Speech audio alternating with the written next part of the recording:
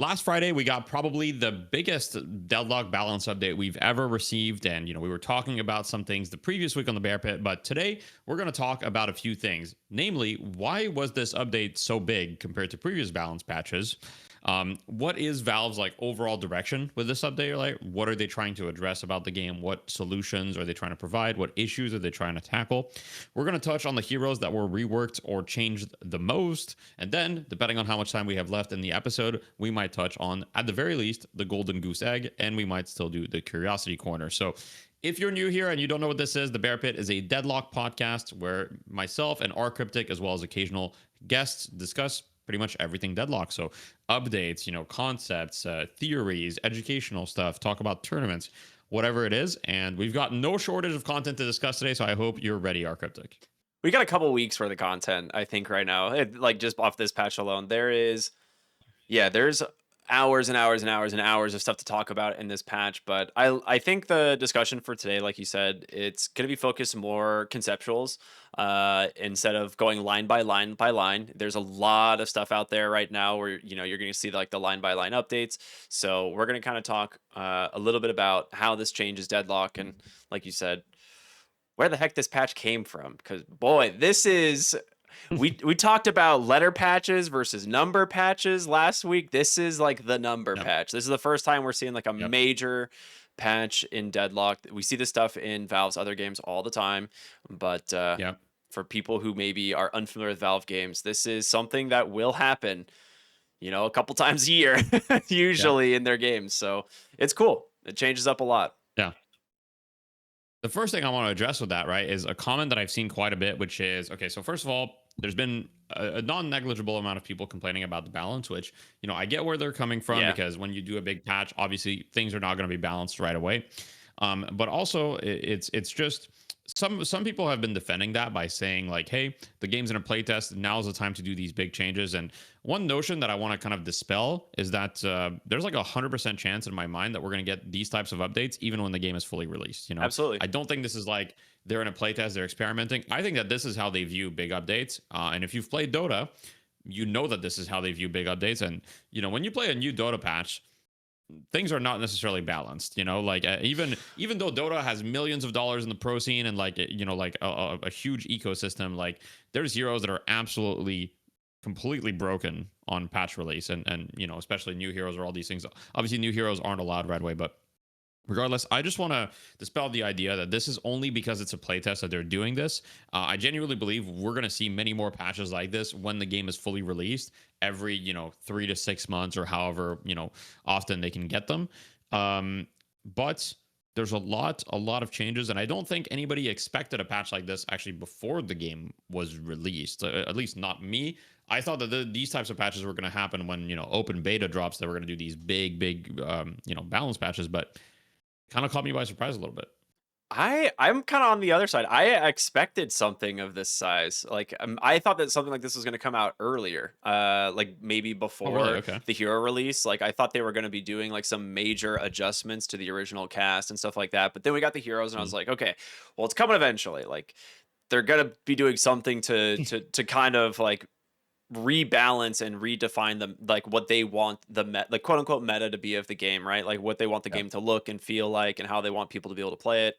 So I coming from Dota and playing as much Dota as I have, it's like I've been kind of expecting this patch for a little while. Like this was like like I don't know, in my headlights, just kind of waiting for it to appear. Right.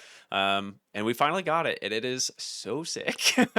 I love this type of stuff. I think It's this brings creativity back into the game because I think a lot of mhm. times what happens is people just get into these cookie cutter play styles and that's all they do and that's all they play, and that's fine if that's just how you want to play the game. But for people that want to experiment and try new things, uh, I mean, I've been playing Heroes. I haven't been playing for a year plus, Yeah. like that's the fun part about these types of patches. You're like, oh, I wonder if this will work on this hero again, or Yeah. this idea works on this hero now. And um, we have not even come close to scratching the surface on what's good and what's bad. I think there's some egregious things, that, people have been complaining about, and that's fine.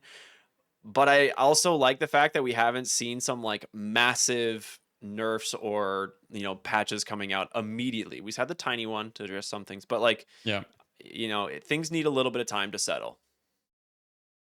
For sure. And Yoshi has said that they will kind of be doing these patches, kind of like in the next couple of days, Yeah. as far as like adjusting things, right? So when they release the patch, they were like, as always, we'll be doing adjustments, over the coming days.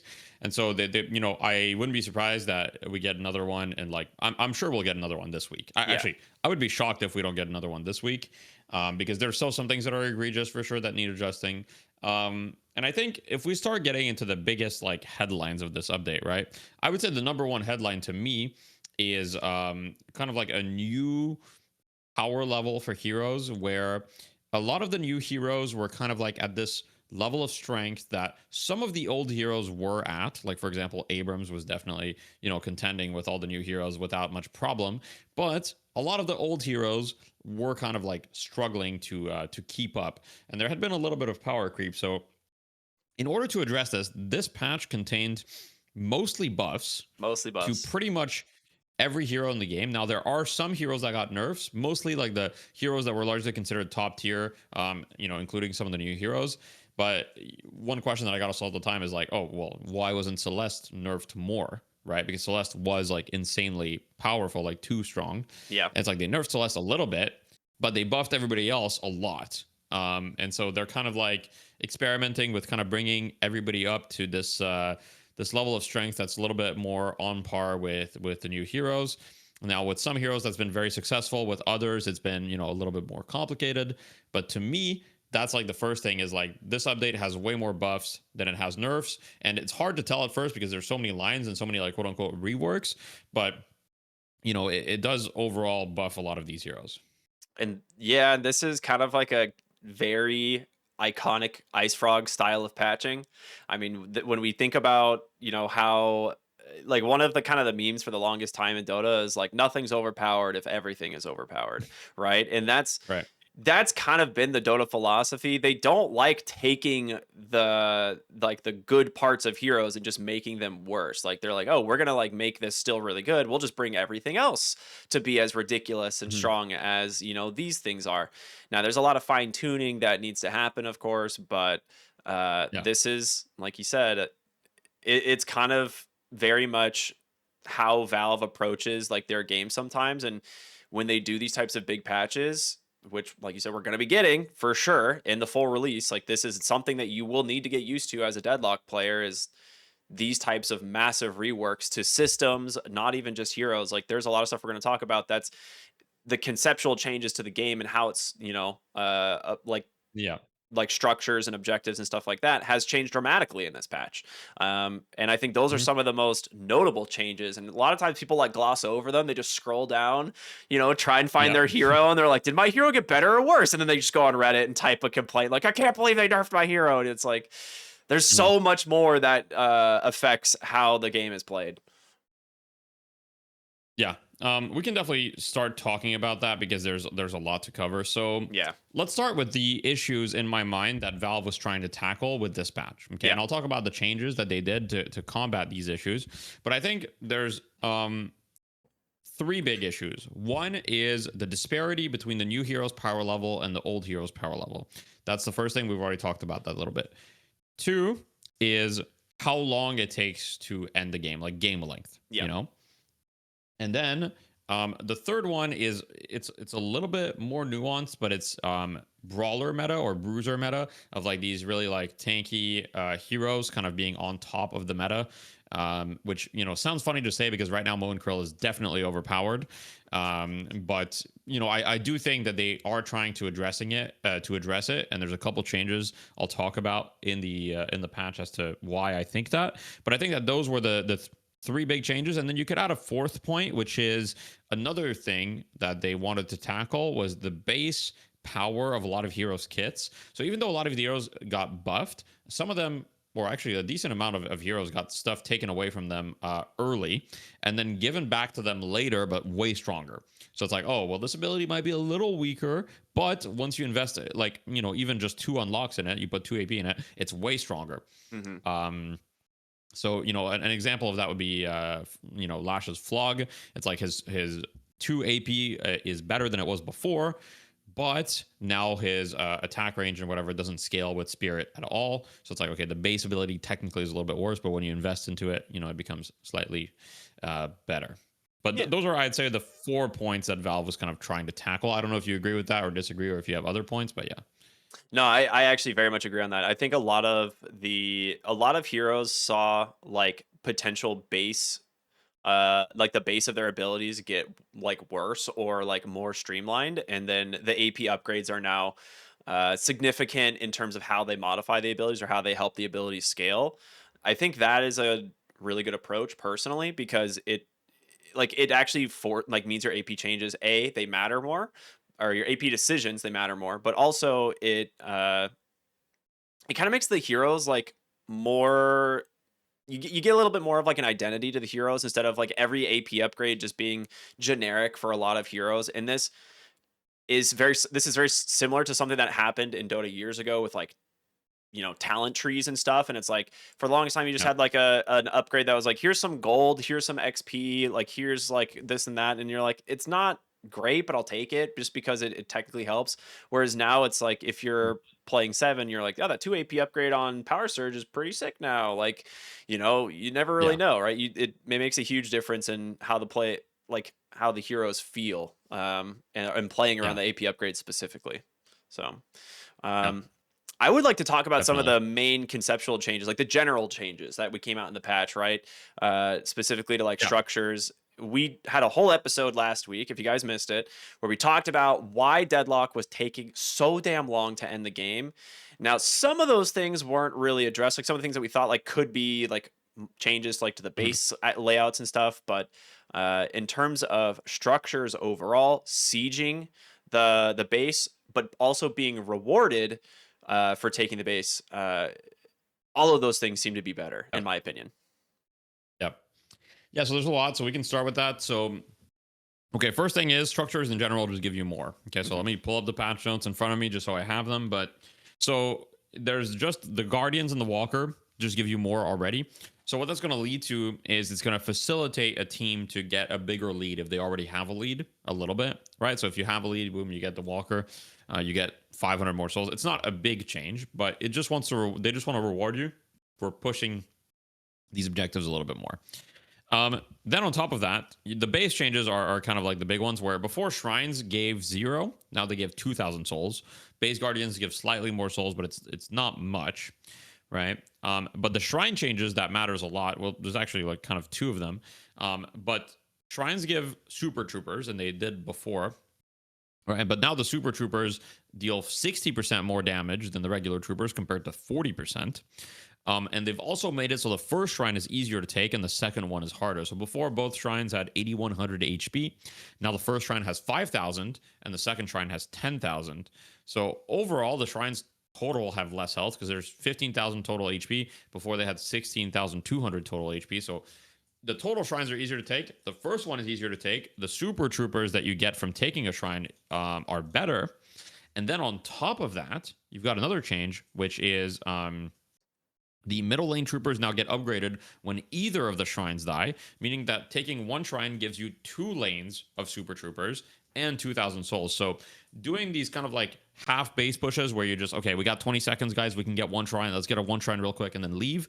It's now actually a viable strategy, whereas before it was pretty useless. Yeah, this was actually like one of my number one critiques of base pushing in the last patch, was that if you didn't feel like you could get both shrines and the patron drop, you just didn't push. You would just go back out onto the Yep. map and you would be like, all right, let's go take the 20 jungle camps that respawned during our base Yep. push, right?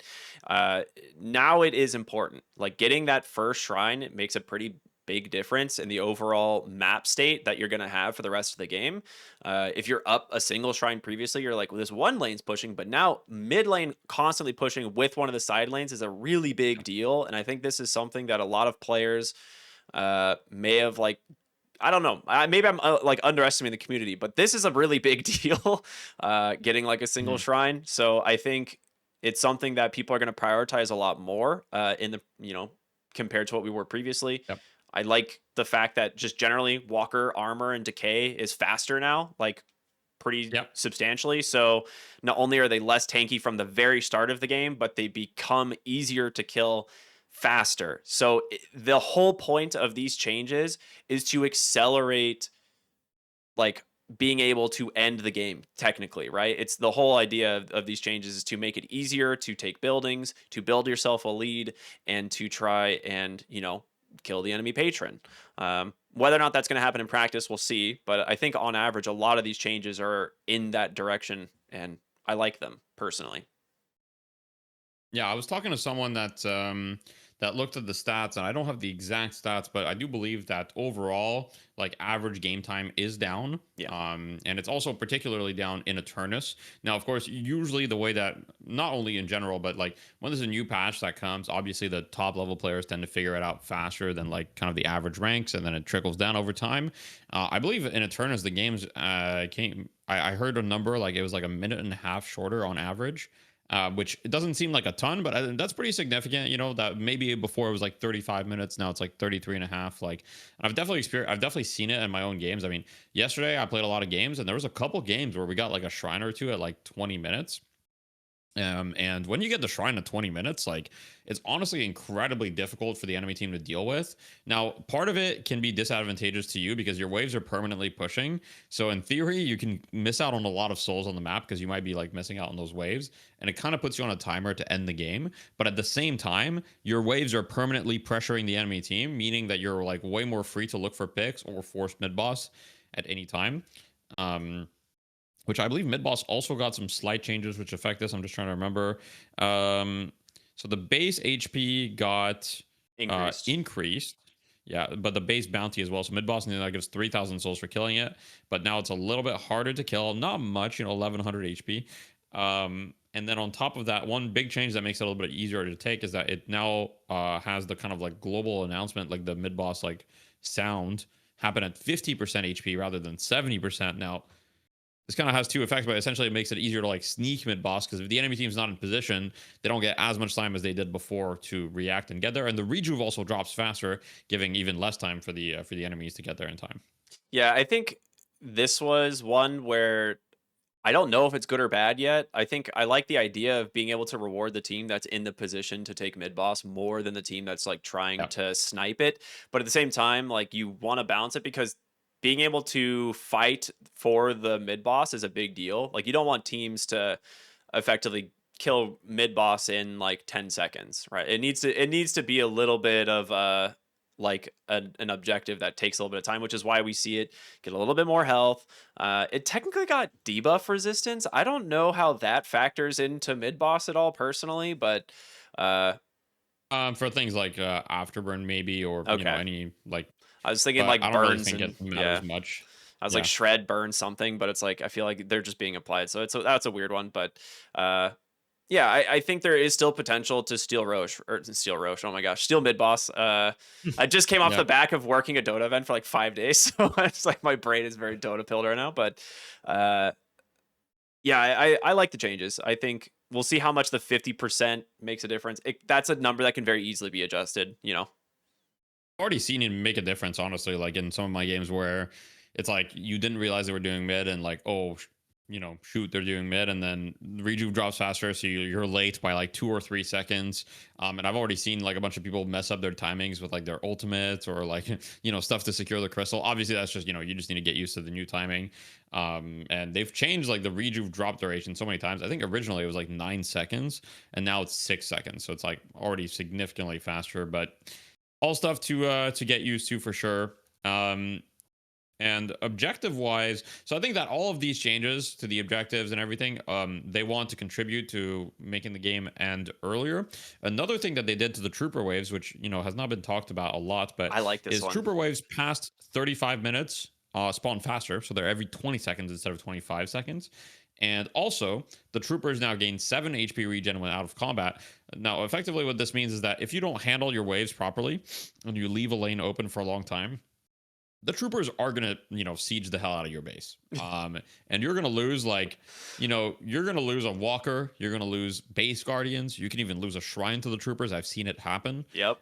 So you need to watch out for those troopers. They're a lot more threatening than they were before, because if you get a double wave of troopers, they're gonna just insta kill the enemy wave, and then they're gonna regen as they go to your base. You know. Yeah, I actually one of the first games of the patch went to like just past 35 minutes. And like we were taking a lot of fights around mid, and then I look back and we have like a 6 wave, like literally 6 trooper waves sitting in our base guardians, killed our base guardians instantly, and I was like, I'm gonna go back. Yep. Like our shrine's Yep. actually gonna Yep. die. Yep. Yeah, I mean, I've seen. I won a game yesterday where my troopers won the game. They just killed the patron second phase. Oh yeah. We were gonna win it regardless because we kind of wiped them on mid. But like, yeah, our troopers handled business before we could. So I would say that those are kind of all the changes that they're making to make the game end slightly faster. Yeah. Now, I think we can move on to the second conceptual change, which is, I believe the second one that I said was kind of like the hero power, right? And like bringing up the hero powers. Now, what I want to say about this mainly is that, I believe that this game, well, first of all, a game should be fun, right? And I think that a big part of MOBAs is not too far from ARPGs in the sense that I do think that they have some similarities because they're both kind of like power fantasy Absolutely. games. So what I mean by that is like you're doing your MOBA build, right? But when you have your full build, you want to feel like you're a god, you know? You want to feel like you're just like you get this huge crazy ult or you get this huge crazy ability and you want to feel that it's like, when you've got like 40, 50k souls, it's like, "Oh my god, I'm so strong, I can do so many things." And that is how basically every hero should feel when they get there, right? Is like you should feel like you're rewarded for getting all these items, getting all these souls, and having a crazy strong build. Now, that idea in and of itself can, kind of conflict balance, and it's a very hard thing to do. But I do think that they tried to kind of lean into the power fantasy aspect with a lot of these changes of like, you want to have an Infernus ult that is like literally the entire screen. Well, now you can. That's such a great example because I read that line and I was like, is that a typo? Like I actually had to go in game and look at it and be like, I can't tell if this is the real change or not, but it is, and it is cool. And I agree. When you're playing, especially like heroes for people that are like coming into Deadlock and don't have a lot of experience playing the game quite yet, like those types of upgrades are pretty cool, where you're just like, oh my god, this is gonna be sick, like I can't wait to do this in this next fight. And maybe it doesn't even work, maybe you just die before you even get the ult off, but it's fine, like you'll get it eventually. And I think that's a really important part of these games, to like make it feel rewarding and fun. At the end of the day, it is about fun, and that's kind of what this patch does, which is great. Yeah.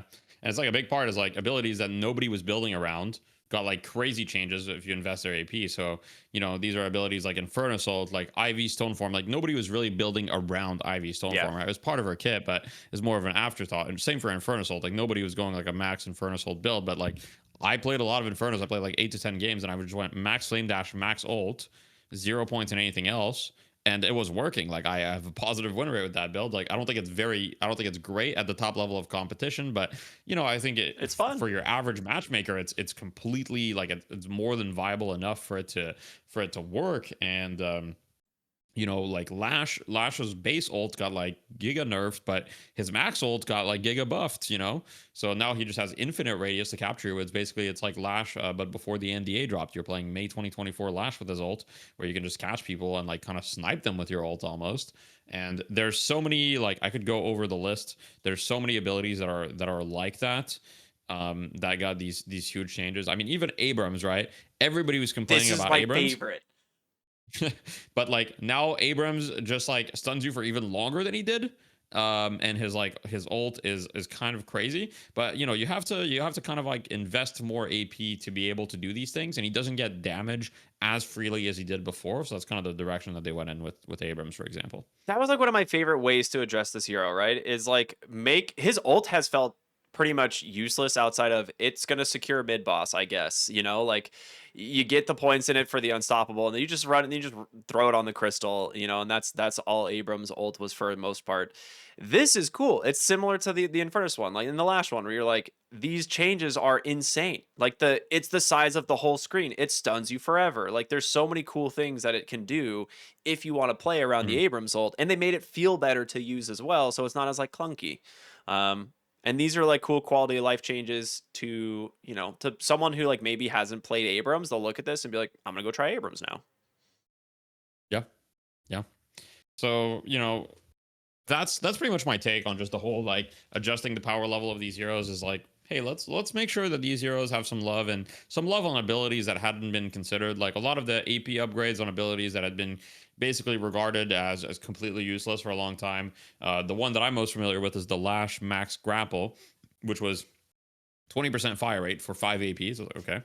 Nobody like nobody ever bought this. And on top of that, fire rate doesn't actually work properly on burst fire weapons. Now, Yeah. for those of you that are kind of newer to Deadlock, I'll just explain this real quick if we haven't talked about it. But when it comes to fire rate on burst fire weapons, if you look at the increased DPS that it gives you, it's actually way less than if you have a full auto gun or any other gun. Okay. And the reason for that is because it doesn't affect how fast your burst is. It only affects the time between the bursts, Hmm.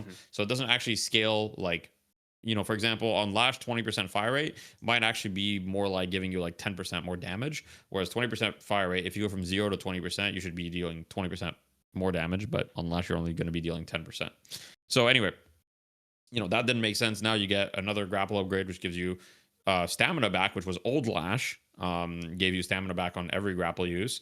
And now it gives you more air control and things like that. So anyway, I don't think that there's too much to talk about there. It's more so just like clearly they want to revisit some of the abilities and upgrades that like people just weren't maxing ever.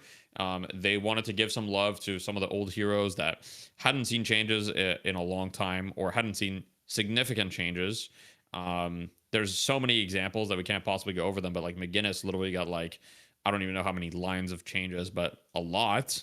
And now Turret McGinnis, like, I mean, I don't think it's great. I still think it's kind of bad, but honestly, I just haven't. I've been deleted by Turret McGinnis though. It has happened this patch where there's a Turret McGinnis that just has 6 turrets set up. I don't realize it. I poke out and I just instantly die. So she's definitely a lot better than she was. Yeah, that was the first hero I started playing on the patch drop, and uh, I've won almost every single game. I think we're like 5-1 or 6-1 on it. Oh, really? Okay. Yeah, it's just turret build, strictly turret build, and it's fun. I Max mean, ult is crazy too, though. what is it? Max ult is crazy as well, Yeah, though. that's the thing that's really cool is like I want to try and experiment with the max ult, yeah, but it's mostly just been, limit testing with the turrets. And that's the thing Hmm. that about this patch is like that I find so cool is like the last maybe 30 games of McGinnis I played were all just gun McGinnis because like there would like Yeah. she hasn't really felt useful, and we talked about that a long time ago in one of our first Curiosity Corner segments is like this hero needs like a rework conceptually because something isn't right, like certain abilities just feel bad. The Hmm. fact that they now create synergy in the wall by like allowing it to spawn turrets is like a really cool way to make it feel like it's part of the kit, instead of Yeah. just being awkward. um I love it. I think there's a lot of a lot of really cool patches like changes like that. We last week we talked about how there was a couple of heroes who felt like weak that just kind of vanished, like Kelvin and Doorman, and I think you said specifically you're like, I might be summoning a demon here, and like possibly Demon Yeah. Unleashed. Demon possibly, blew right through the doors, so to say. I know that's been a hot, Yep. fun discussion for people right now, but we'll get to that one, I'm sure, later. I Yeah, don't well, know. we'll get to the heroes like that have been the most reworked. Like Doorman definitely kind of being on the list. One other conceptual thing to talk about before we get there, though, is kind of like what they've done to try to address Bruiser Meta to an extent. True. Because Bruiser Meta was extremely prevalent, at least at higher MMRs. I don't know exactly, but even at lower MMRs, I mean, everyone that I know, everyone that I coach, like all the posts that I was seeing were complaining about Abrams and these other heroes that are just like really tanky and do a lot of damage. And they've done a few things to try to adjust this. Now I don't think it's necessarily worked 100%, as we see with like Mo and Krill still being extremely strong. But right off the bat, they added the biggest lever, in my opinion, that they pulled for anti bruisers is the amount of anti heal in the game and how you access it. So, a couple changes that they did. The first change is decay is more anti heal now. So I think it was 45% before. Now it's 50%. So that's the first change. Second change is Vindicta Crows now have built-in anti-heal, which before they didn't. So I think it's 35% anti-heal on Vindicta Crows. So there's another source. Third change is Drifter Stalker's Mark now has double the anti-heal when you max it, and it also does way more percent damage. It does 4% damage, which is insane. Like if you've got a Mo and Krill with like 5k HP, that means that you're gonna be dealing 200 DPS, with your Drifter's Mark, and you're also going to be heal cutting him by like 40% or something. So just with that, right? That's not including if you have heal bane on top of that, which anti-heal does stack, although it's diminishing, but it does stack. So that's another change. And really the big one is they've added one hero to counter them all. Pocket. Oh my And now god. Pocket, they now have in their max ultimate prevents all healing. However, does not work in the base. Yes, does not Does work not against prevent Fountain. healing in the fountain. That is Yeah, correct. So this is just ancient as apparition, a man. rule of thumb. Yeah. Yep. It's finally has come to Deadlock where it's like, hey, doesn't matter how much you're healing, you're pocket ulted, and therefore you cannot heal. However, you can actually dispel it in this game. Yes. Where you can dispel it with Divine Barrier. But it's the only way to dispel it. Let me think. I don't think there's another way. I don't know of any other ult dispel, like because Cube was nerfed, I'm right? pretty So it sure doesn't it's do the it. only thing. Yeah, Cube doesn't do it. Kelvin Dome now Unstoppable got a doesn't. dispel, but it's not an old dispel either. So I'm pretty sure that it's just Divine Barrier. Which if you get like a 3 or 4 man pocket ult, I mean, unless they have 4 Divine Barriers, that some people in there aren't healing. Yeah. So, pretty cool change, and it makes Pocket now Pocket can definitely be considered like a hard counter to some of these heroes. For example, until Victor, unless Victor buys Divine Barrier himself or support buys Divine Barrier for Victor, well, you pretty much have 1 life of Victor guaranteed just dead, because he's extremely he's probably the most heal dependent hero in the game, and he has a dispel on his too, so that you can't just anti-heal him permanently. But now if you pocket ult him, well, he's probably just dead for 1 life. So those are all the combination of changes where they've played with anti-heal a lot to add more options in the game that are stronger as well, to counter some of these heroes that are extremely heal dependent. That's my take on it. I very much agree. There's one other thing I want to mention about that, but I actually just crossed my mind. Does Geist Swap work during Pocket Ult? Because in Yes. Dota it does. So my thought is that it would as well, right? Not healing. Yeah, it's not considered healing. It's like health exchange or something, right? So it should. The other change I thought as well to kind of combat Bruiser Meta was a change to Siphon Bullets. They basically reverted the change on Siphon Bullets, right? This item was considered way too strong, and so they converted it to flat health. And now we've converted it back to percentage, to my knowledge. I don't think there was. I think it was nerfed a couple times when it was flat HP, because it was too much flat HP, and it ended up countering squishy heroes more than tanky heroes, which was the funny part. But now you have a legitimate kind of tank counter item that your gun carries can build, that benefit quite a bit. And it ignores resistances. Yeah. It does. So you're playing against that 4k HP Mo, and you're a 2000 health gun carry, and you just light him up with a Siphon Bullet. Suddenly you're 25, 26, 2700 HP pretty quick. Yep. So it's cool. I like that change for sure. I think it's a great change as well. It's good to have tools to kind of deal with these heroes late game, and it's not like there's no counter to it, right? They can slow your fire rate, they can disarm you, they can, there's still counterplay to it, but it does give you more tools to deal with the tanky heroes. So overall, I think that it's mostly succeeded apart from Mo. Yeah. I do think that a lot. Well, okay, so Mo is a whole other thing we'll talk about, but I do think that most of the really, really strong heroes this patch are not actually the super tanky ones. Although some of the tanky ones are good, but I think of super strong heroes. I think of Calico. I think of Celeste, Ivy. I think of Doorman. I think of potentially Wraith in some situations, right? I think of these heroes, and a lot of them are not really that tanky, and we've kind of seen Billy and Abrams decline a little bit. I mean, I think they're still really strong, but they're not so dominant over the other heroes. And then we've got the rise of Pocket, the rise of Paradox. Um, Haze like ult build is back on the menu, right? Yeah, that I hero don't know I if don't you've seen a lot understand of right those now. in your matchmaking. I read the haste changes and I was like, this is a nerf, right? Like this hero's nerfed, and then I just see people like picking it, and I'm like very confused. Well, It seems weird, but the ult build is back. Like the ult build is good, and so I'm like, maybe this is what we play around now. I'm not sure. It's a weird one. That's probably one honestly, of the heroes I had the it's worst reads on, I think. I when I read it, I didn't really think it was a nerf necessarily. It was more like a rework. So it was a nerf to like the strictly like pick haze, Yeah. right? In some way, because you didn't get the -1 stamina like as easily and stuff like that. So that stuff was a nerf to pick haze. However, max dagger is like crazy now because Yeah, you get a Max Dagger's 50% nuts. move slow and 50% dash slow. Which for those of you that don't know, like at high levels, dash slows are extremely like are way more valuable than move slows, because a lot of people buy stamina mastery, they're instant air dashing, they're doing all these movement techs that require dashes. And so if you have a dash slow that's 50%, that is like extremely strong, even against heroes like Celeste, for example. Like 50% dash slow against Celeste, she's gonna struggle to escape.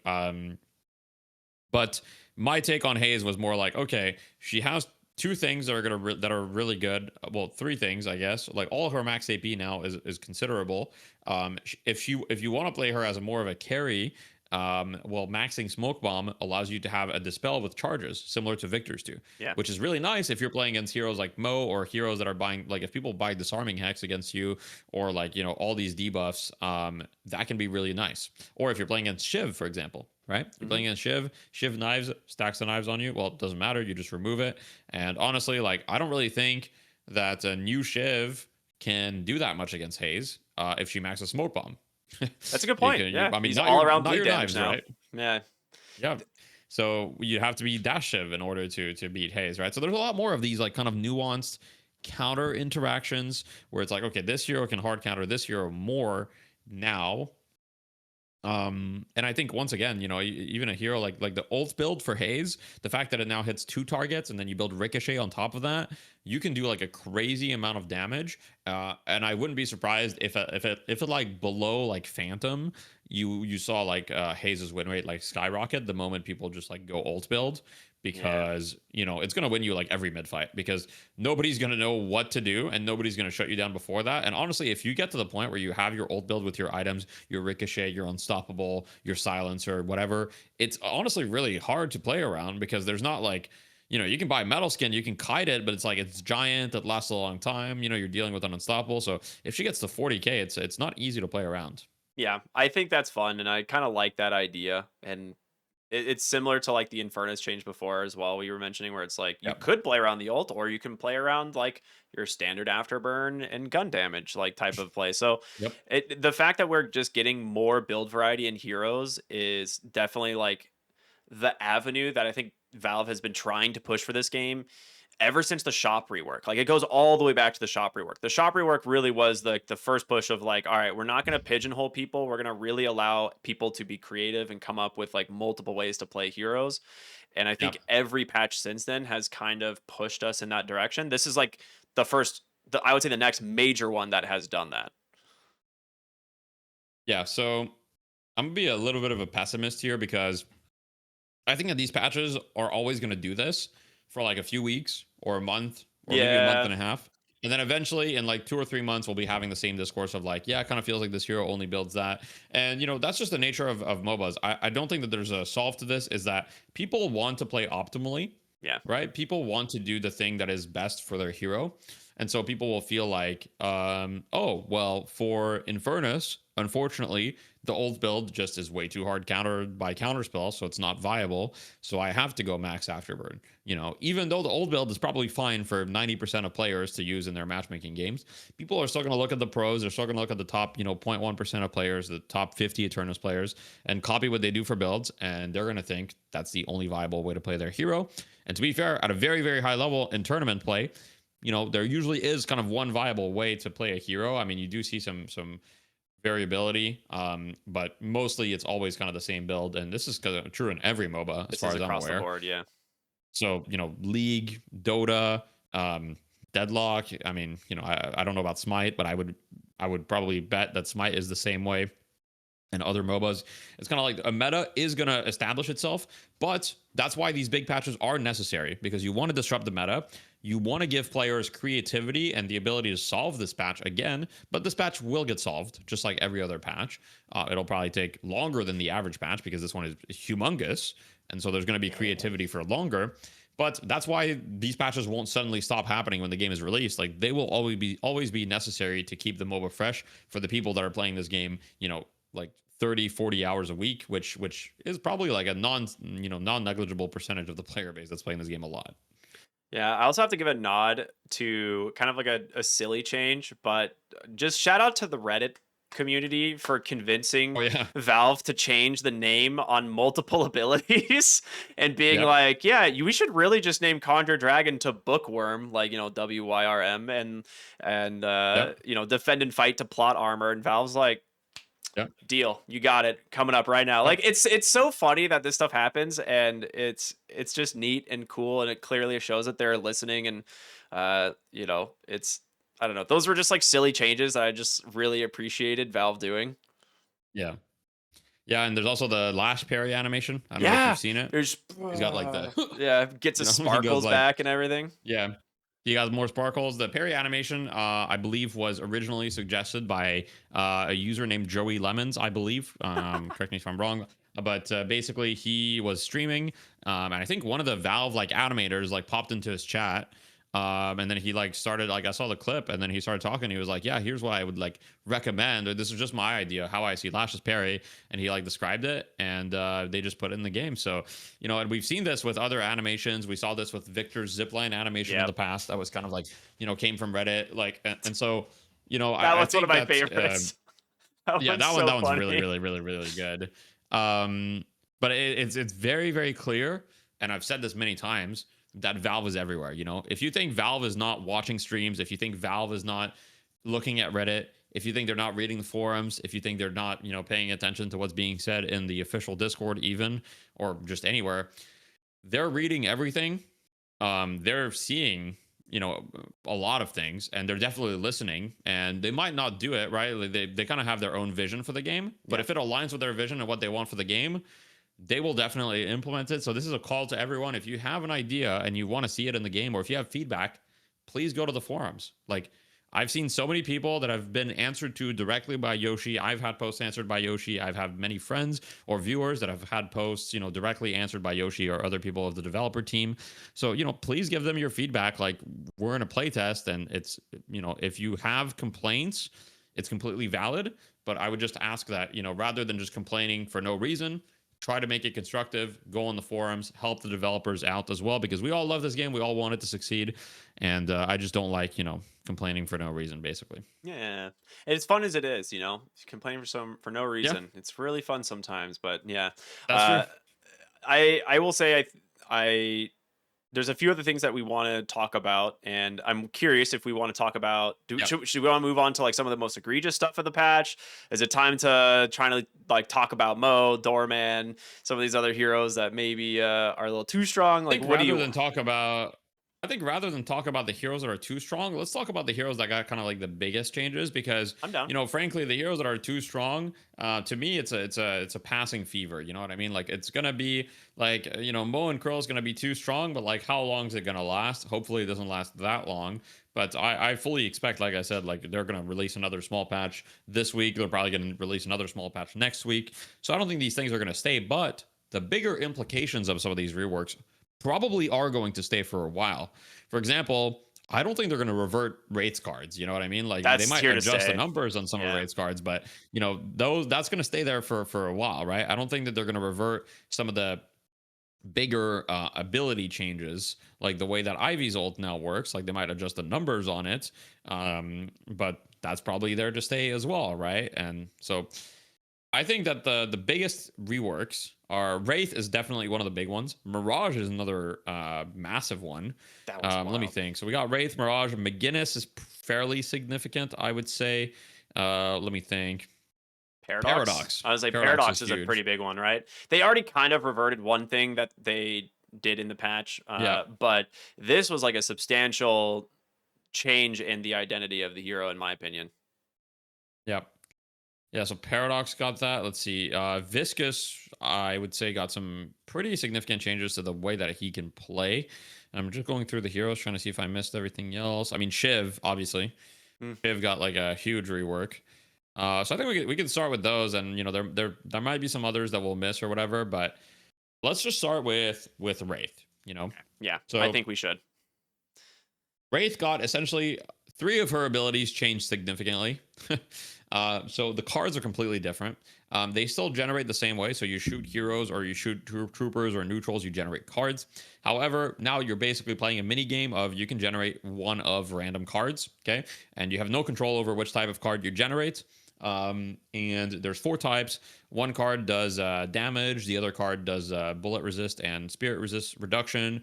The other card, I think, has a movement slow, and then the last one heals you when it Mhm. hits them. And you can get a fifth type, which is a Joker, which does all of the effects of the card, which is kind of crazy. The only control that you have is if you max your cards, you get more. You are more likely to get Jokers. I think it goes Yeah, from 1 in 9 chance to a 1 in 5 chance once you have max cards. So pretty good. almost twice as likely. Yeah, so it's pretty solid. Now the second part that they changed, full auto.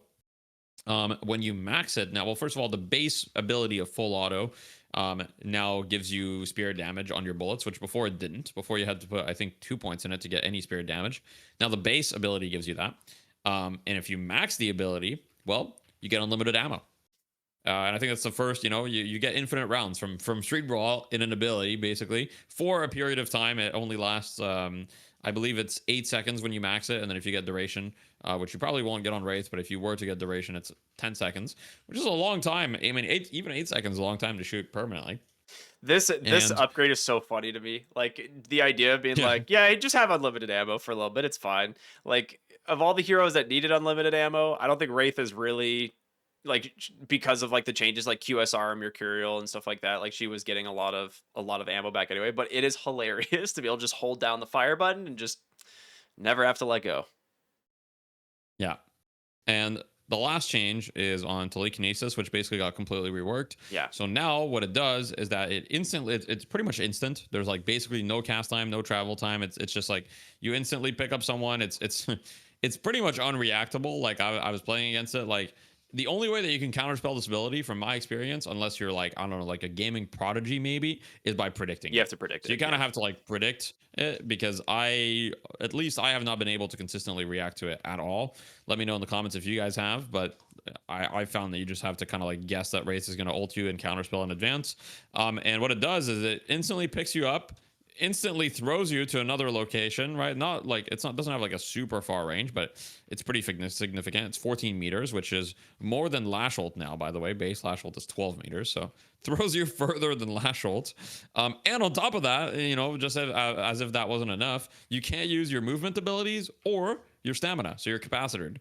So you can't mina bats, you do anything, you can't you just can't use your stamina. So all you can do is jump, and you can do one wall jump, because that doesn't require stamina, but you can't dash, you can't do anything further than that. So pretty scary to get Wraith ult. It's kind of a death sentence. Yeah, this one caught me off guard. I actually didn't read that the some of the Wraith changes when I played my first game and I got Wraith ulted and I was just genuinely confused. I was like, what is happening? Like, where am I? Why can't I press any of my buttons? Um, yeah, the Wraith got probably some of the most significant reworks.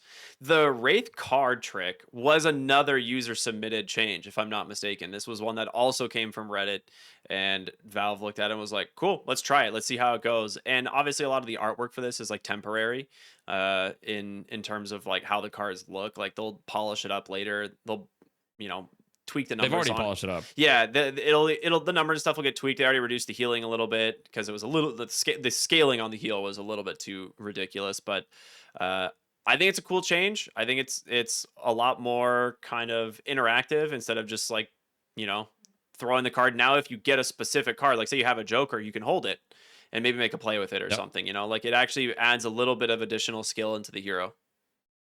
Yeah, you can stock up on jokers. Like if you really want, you can keep generating cards. Oh, you generated a joker, keep generating cards. Oh, card you don't want, you throw it, and you can just like keep stacking up jokers while you're farming if you really wanted to. Of course, that will slow down your farm speed, but like you could, in theory, stack up 2, 3, maybe even 4 jokers, and then show up to a fight and just like blow up people.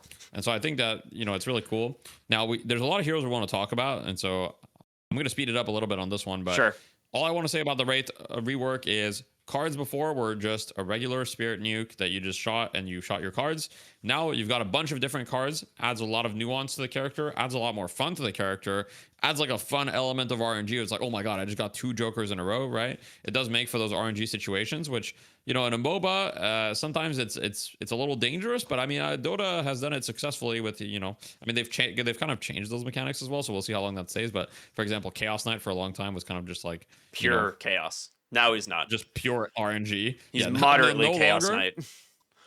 Yeah, exactly. But it's just it's way more fun. Like these abilities. Okay, the Wraith ult is very unfun to play against, so maybe that'll get revisited. But like the cards themselves as Wraith, like I played Wraith for a little bit, and it felt way more fun to use Wraith overall. Yeah, absolutely. All right, what next hero do we want to move to? Because there's a couple other ones that we Yeah. can mention. Yeah, so I would go to I mean I think we can just go with the biggest ones, right? So I think we can go to Shiv, Okay. which I think was quite significant. We can do Shiv and then we can do Mirage. And then we'll see how much time we have left. But with Shiv, so one of the biggest complaints about Shiv was just the fact that he has a point and click execute that just refreshes when you get a kill. Yep. So what they did is, well, they changed the fact that it's point and click. It's now a skill shot, right? Where you just go kind of in a line where you point and you'll execute, but it's going to respect line of sight, right? So before, as long as the person was in your range when you cast your ultimate, even if they like warp stoned out of it, even if they did like, they couldn't do anything to dodge it once you had cast it. So if you were in their range, well, you were dead, as Shiv likes to say. You were dead. So that's the Shiv voice line that haunts my dreams. On top of that, they kind of hit it with a double whammy where they went, hey, not only is it a skill shot now that you can miss, but on top of that, even if you get a kill, you won't be able to recast it for free infinitely. When you max it, it only lets you recast it for 20 seconds, meaning that if you don't find somebody else to cast it on for 20 seconds, well, it's just, it's on cooldown and there's nothing you can do about it, right? So you're not going to have it for the next fight. Then the ability is going to be on cooldown for at least a little bit. So that's interesting. And then they kind of reworked both the knives and the dash to make them a little bit more powerful as in exchange, where the knives now no longer have any impact damage, so it's only the bleed, but the bleed itself is a lot stronger. Way stronger. Some of you guys may have been hit with like 3 or 4 Shiv knives. Like literally yesterday, I got hit by 3 Shiv knives and I died, and I was like, "What the hell?" Like I just took like 1,000 damage. Like how did this happen? And it was like pretty early as well. So there's that, and then the dash now reduces spirit resist. When you dash through someone, which is a big buff to dash build and also synergizes with the rest of his kit. So they're kind of like making Shiv into like a pretty, in my opinion, like fairly clear that they want him to be like a spirit, tank-ish, basically like a spirit somewhat frontliner, like close fighter with spirit. Like both dash and his execute are now like close range exclusive. They're both kind of send you in a line. And yeah, that I think it's probably healthier for the game. I definitely agree. I think this was a great direction for him. I think my original idea of Shiv when he first came out was like playing around the knives. And Yep. now that it's kind of back to being that, I think it's a cool identity for the hero to play around. And no one likes just being like, oh, our team's at half health and here comes Shiv, and he just like goes one to the next hero, just triple killing you under your walker because he has a point and click execute. Like that type of mechanic is definitely unfun. So I like that's kind of been addressed, and we'll see where he ends up in the power balance, but a pretty big rework, and Shiv players are still going to play the hero. It's not like he's bad by any means.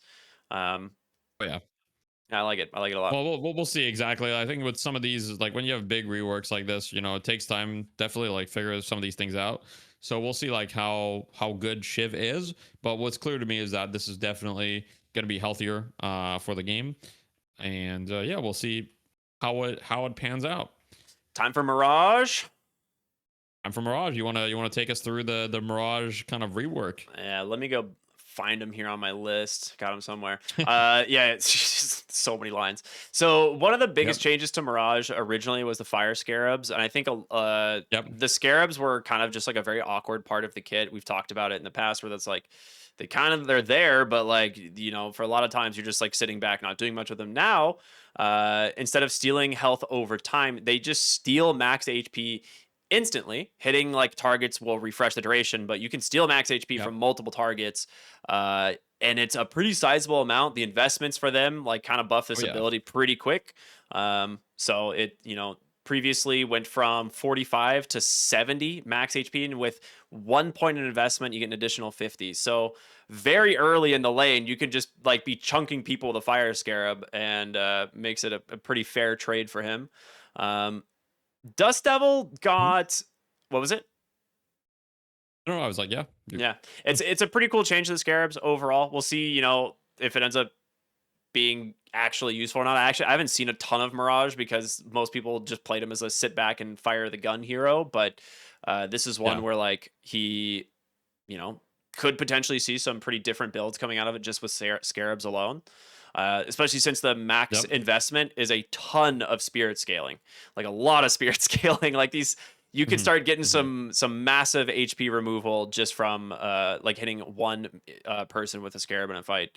Um, in terms of Tornado, it's been renamed. It's now the Dust Devil, which is kind of cool. I don't know if that was a user submitted, change or not, but this one now is kind of a less of a CC and more of it's like more used, I guess, as a kind of like it's more to me more mobility based. Like it does have less lift duration, but it does have a nice slow built into it, and you do get um, still quite a bit of evasion from it, to my knowledge. So I like it. I think it's kind of it being more geared towards how it was actually being used, whereas previously like this was a lift a person and just shoot them in the head until they hit the ground, right? Like now it's used as a more of a mobility tool, and it provides him a little bit of tankiness. Um, do you want to talk about Jin's Mark? Because this is one that is like Yeah. insane. Like I read this rework and I was like, what in the world? Like how how does this even work? Yeah, it's a little confusing of a rework for a couple reasons, but essentially so the big headlines are mainly in the last AP, right? So a lot of the power of the ability is kind of like locked behind the last AP point, which is -1 second cooldown and +1 max marks, and then max mark stun victims for 0.5 seconds. So you can get one more mark. So they kind of like change the way that the way that it was kind of written, but it also changes the way it's calculated. So previously, before the last upgrade, you could get up to a ×8 on your damage, like 8 times the base Hmm. damage of the ability. And then if you put the last AP, you get up to ×12. Now, I believe that the way that it's calculated now is if you get to 5 marks, I believe that it is ×16 now, even though they didn't actually clarify that this was a overall buff to the Gensmark damage itself. So that's been quite interesting. And obviously, like my experience has been, if you manage to get max Gensmark on someone, a lot of the time they're kind of dead, for the most part, because if they don't die, I mean the stun will kind of do it, and usually that'll be kind of enough. So I do think that there is a lot of potential there. Now, funnily enough, I haven't really seen Mirage do well, and I want to just Yeah. cover his ult rework as well, real quick, before we talk about that. But his ult, now 2 points in his ult gives him a barrier. So his ult no longer gives unstoppable at any point, but 2 points in his ult now gives a barrier, and that barrier scales with spirit, by the way. Hmm. It's not incredible scaling, it's 0.6. But if you have a lot of spirit, you can get an extra 100 to 150 HP on the barrier. And the ultimate allows you to teleport anywhere. Okay, so you don't have to pick a hero, you don't have to pick an objective, you don't have to teleport to anything specific. You can teleport wherever you want on the map. You want to teleport on double centers to farm them? Go for it. You want to gank in the middle of the enemy jungle? No problem. So you can do whatever you want, and that's exactly like Nature's Prophet teleport in Dota. I'm pretty sure that in League there's a hero that can do that as well, which is the guy with the cards. I think, what's his name? He throws cards. He's got like a hat. He's a cool dude. I have I no can't idea. remember, I don't but even know. I didn't know that hero existed. let me look it up. A League hero that throws cards with a hat. I'm sure that I'll find it. Oh, Twisted Um, Fate. Twisted Fate. Yeah, That's there you right. go. Yeah, Twisted Twisted Fate. Fate. That's right. That's right. That's right. God, I can't believe I forgot about that hero. He was an OG.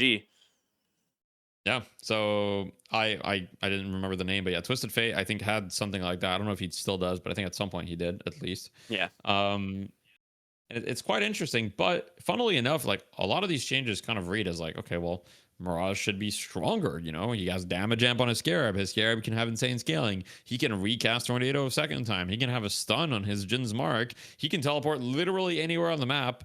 And yet, Mirage in game is kind of like a deflated like balloon where it's like Yeah.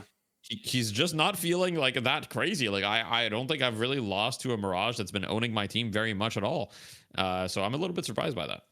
I think the idea is they're trying to get away from the gun Mirage, and that to me that's what a lot of these like changes kind of go towards, which is like they don't want you to be like this inhibitor or like ricochet inhibitor, spiritual overflow, like just sit back and fire your gun at people from a mile away. Like to me, a lot of these changes read is like they want Mirage to be a little bit more up close and personal and a little bit more of a Right. kind of like tank spirit hero, which is kind of what Scarab and now what you call Dust Devil kind of are. Like that that's what those abilities like to me have always read is like how they were supposed to be played. So I wonder if they're trying to kind Yep. of move the identity of Mirage away from being like a carry to more being a kind of disabler, like bruiser type hero. Because I mean, with the Yeah. amount of spirit scaling he has in his kit now, like there's a lot. Like spirit builds could be definitely strong on this guy. I just don't know how much. Again, I haven't really seen a full spirit Mirage yet. Like I haven't really seen people experiment with it. I'm not Mhm. really sure how good it's gonna be, but to Mhm. me, that's how the changes read. Right.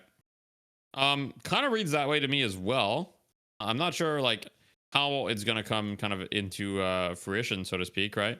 Like I don't know how much like it's gonna be true what we're saying.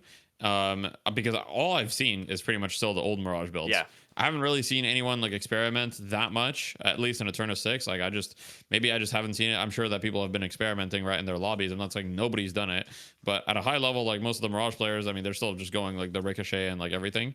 Whereas like I think that I'm thinking like, what if you just build around kind of max Scarabs, max Tornado? Like you get so much bullet evasion on yeah, Tornado now. yeah, Like 60% bullet evasion is crazy. Like, and also like the spirit scaling on Tornado is not bad at all. 250 damage. So if you have max Tornado, max Scarabs, and all of a sudden, I'm just looking at the sandbox right now, and I'm like, okay, you buy Boundless Spirit.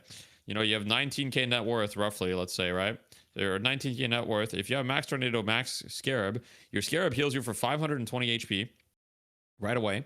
Obviously, I have a lot of spirit items, but like 19k worth of items. And then Dust Devil, the Tornado, does 370 damage, and it can be recast. So you can do like 370 instantly steal, and then you can just kind of like have, I don't want to say like a one-shot build, but you can do a lot of damage very, very quickly as Mirage, which and also you're tanky, right? You're hard to kill. Like you're in the yeah. middle of the fight. Yeah, my initial thought was gonna be like investing in things like some early like green items and then going like honestly like Torn Pulse Boundless stuff like things that actually just like make him harder to kill and actually do spirit damage. I don't know if it's gonna be the build or not, but it's like something I theory crafted and we'll see what ends up being the case. But I kind of like the idea of Mirage going that route as opposed to this super boring sit back and hold M1 with Ricochet. Like that was the most mind-numbing play style. So we'll see if it ends up being the Yeah. case or if he is still just going to be, playing around Max Jin Mark and Ricochet.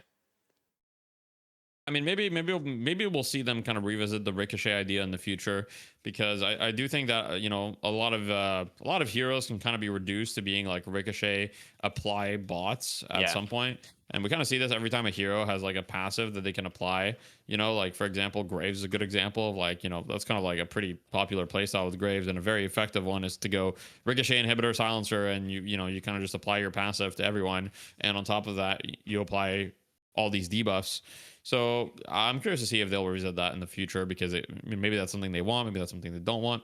But regardless, There's honestly so much left to talk about, but I think we'll keep some of this stuff for our next episode, because we're already over the hour mark, and I kind of just prefer keeping the episodes right around an hour. I think it's very palatable, very easy to listen to, and not too much of a time commitment. So we'll keep some of this for a future episode. If you guys have any suggestions or any things you'd like to talk about for the reworks, let us know, and we'll be more than happy to talk about it in next week's episode. If you guys have any future guests as well, I know Sajam's still on the list. I got to talk to him about scheduling an actual date, and he's interested. But if you guys have any other guests you'd like to see on the podcast, let us know, and we'll see what we can do. Yeah, and I think next week we'll probably have time to actually do the curiosity corner. Like obviously this week Yeah. there wasn't too much we could do with like a hero because so many of them are reworked. We Mhm. wanted to get to the golden goose Yeah. egg, which is just a funny item. It was useless originally. Now it might be good. We'll have to see it with a little bit more limit testing on this. But if you guys want to see anything specific in next week's Curiosity Corner section, comment. Let us know what it is. If there's anything, that you would like to discuss or cover, we always appreciate it. But that is going to do it for episode 13 of the Bear Pit, the biggest patch we've seen in Deadlock, or balance patch rather. So shout out to Yoshi and the Yeah. gang. Thank you guys for that. It's going to be an absolute blast to continue playing. Hopefully you all, enjoy the game yourself while you still can. And we will see you back here next week for our next episode and maybe a new balance patch. We'll see. All right. Have a good night, everybody. Have a good night, guys. Bye.